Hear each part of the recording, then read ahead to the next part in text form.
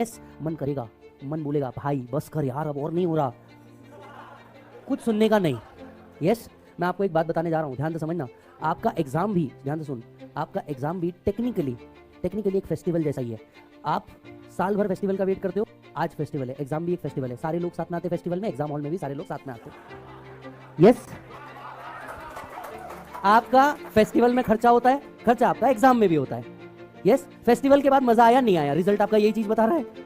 Yes bro, एक बात याद रख, कुछ जगह पे तेरे को आउट परफॉर्म करना पड़ता है, हर रोज हर दिन एक जैसा नहीं होता।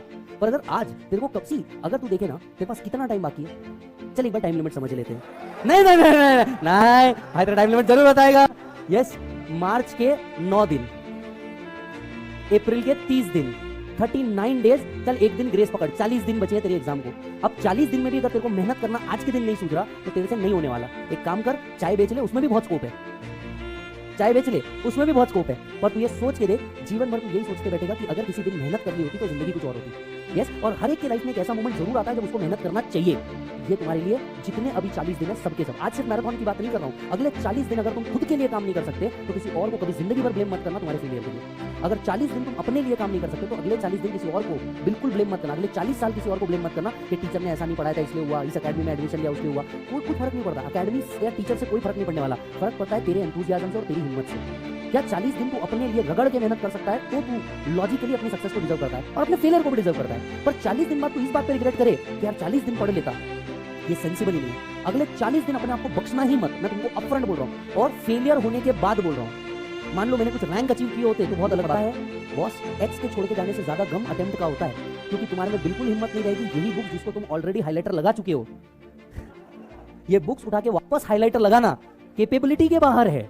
समझ आ रही है बात? कैपेबिलिटी के बाहर है, ये नहीं होता बार बार। तुमको हिम्मत लगानी है, अब लगाओ। रिजल्ट के बाद सिर्फ और सिर्फ पछतावा होगा, रिजल्ट के बाद सिर्फ पछतावा होगा, और रिजल्ट के दिन फिर झूठा रोना, अरे यार रिजल्ट आ गया, कोई सेंस नहीं है। You should be proud even in the failed result when you have done your right, you know, your hard work. Otherwise you have no right to cry. और अपनी जिम्मेदारी खुद उठानी पड़ती है, कोई और नहीं उठाता। यस, कुछ चीजें खुद से करनी पड़ती है जिनमें से अपनी मेहनत भी एक है। कुछ चीजें बॉस आपको खुद करनी पड़ेगी, नहीं तो फिर क्या, एंड में एक ही आवाज आएगी, बुआ मामा, क्योंकि तुम मेहनत नहीं करोगे तो कोई ना कोई गधा उसके लिए कहीं ना कहीं मेहनत कर ही रहा है। ब्रो ये बात समझ, अगर तू मेहनत नहीं कर रहा तो एंड में you will end up in मामा और बुआ ओनली, इन सम केसेस मासी। तुम नहीं करोगे, तुम्हारी दोस्त मेहनत कर रही है, उसकी शादी हो जानी है, मासी मामा चाचू, ऐसी आवाज अगर सुननी है तो आप समझ लीजिए साहब। यस, हाँ ये भी हो सकता है। ब्रो एक बात मैं तुमको बताऊं, 40 दिन सी, ये 40 दिन ना ये डिसाइड करेंगे कि तू इसी क्लास में फाइनल की क्लास कर रहा होगा या वापस से इंटर का फास्ट ट्रैक देख रहा होगा। एंड बिलीव मी, आपको अगर इसके पहले 1-2 अटेम्प्ट लग चुके हैं, अगर आपको इसके पहले 1-2 अटेम्प्ट लग चुके हैं तो शायद आपको पता हो चुका होगा कि शायद ये आपका आखिरी अटेम्प्ट है। और आपके ऊपर तो बेटा बहुत, तुम तो ऐसा बैच हो जिसके ऊपर भयानक तलवार लटक रही है। कब इंस्टीट्यूट नया सिलेबस लाए और तुम ओल्ड कैटेगरी में शिफ्ट हो जाओ, कोई गारंटी नहीं है इस बात का। तुम्हारे ऊपर जो तलवार लटक रही है ये सबसे डेंजर तलवार है।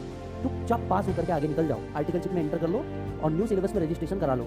नहीं तो ओल्ड सिलेबस न्यू सिलेबस के जो झमेले में फंसोगे ना, आज तक मैंने खुद मेरे सामने दोस्त चेंज होते हुए देख लिए, बहुत फंसता है बच्चा, बहुत फंसता है, क्योंकि फिर तुम कोई आउटपुट वाले व्यक्ति नहीं रहे। बात समझ लेना सर, मेहनत करनी पड़ेगी। 50 बार मन करेगा अरे यार छोड़ना, आप लिख रहे थे, लिखना छोड़ दे, छोड़ना यार हाथ दुख रहे, मत करिए सर।